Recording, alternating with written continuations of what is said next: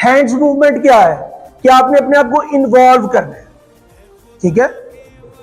जब तक आप अपने आप को इन्वॉल्व नहीं करेंगे सिस्टम के अंदर, आप उस स्पीच को ना खुद एंजॉय कर सकते हैं, ना आगे आपके बैठा कोई बच्चा एंजॉय कर सकता है।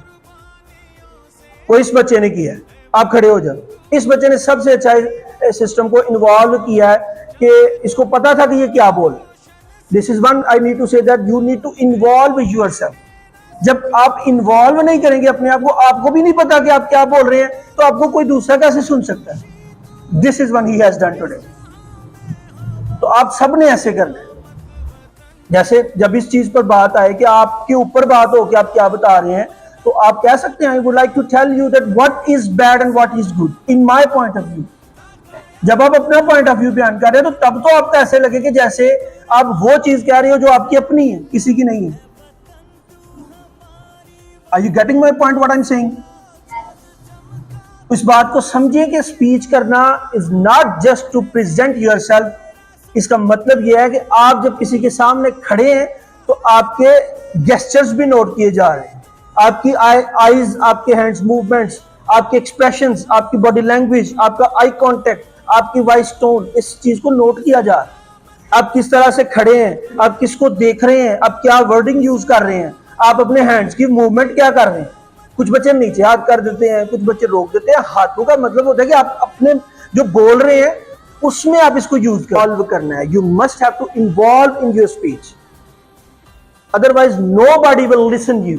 कोई शख्स ऐसा नहीं होगा जो आपको सुनेगा।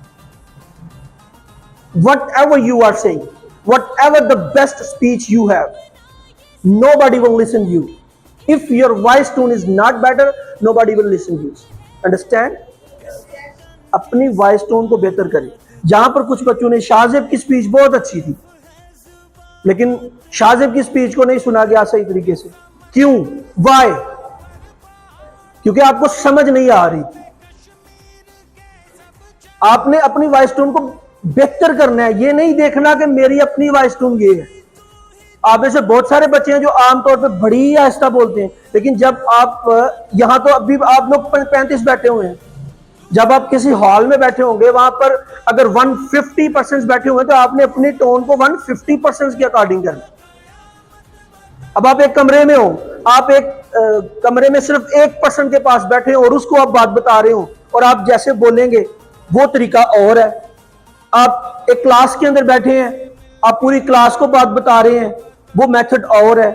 आप एक हॉल के अंदर हैं, आप मजमे को बात बता रहे हैं, आप सराउंडिंग्स में पूरी जो गैदरिंग्स हैं उनको बात बता रहे हैं, वहां पर आपकी वॉइस टोन और है। You have to change your voice tone according to the situation of the gatherings.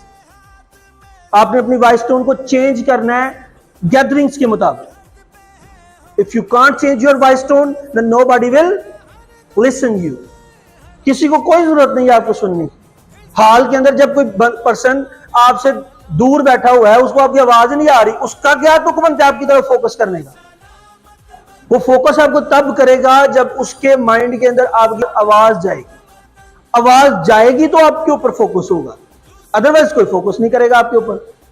यहां पर अगर आपके साथ बैठा बच्चा आपकी तरफ फोकस नहीं कर रहा, वहां पर कैसे कोई कर सकता है? This is not for only the final presentation. ये आपकी अपनी लाइफ के लिए बात बता रहा हूं।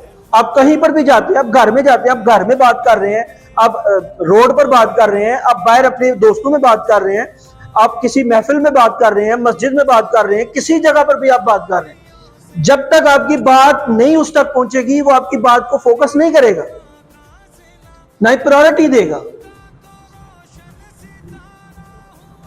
You have to speak louder to prove yourself in front of all those people who is front of you. आपके सामने जितने लोग बैठे हुए हैं, उनके अंदर अपने आप को प्रूव करने के लिए आपको अपनी आवाज ऊंची करनी पड़ेगी, लाउडर करना पड़ेगा, अपने आप को बोलना पड़ेगा। और ये तब पॉसिबल है जब आपकी आवाज के अंदर वो पावर होगी। और वो कैसे आएगी? Just eye contact, body language, eye contact, body language, voice tone, hands movements, ठीक है, और वे ऑफ स्टैंडिंग। ये 5 वो बेसिक रूल्स हैं टू इनहेंस योर प्रेजेंटेशन।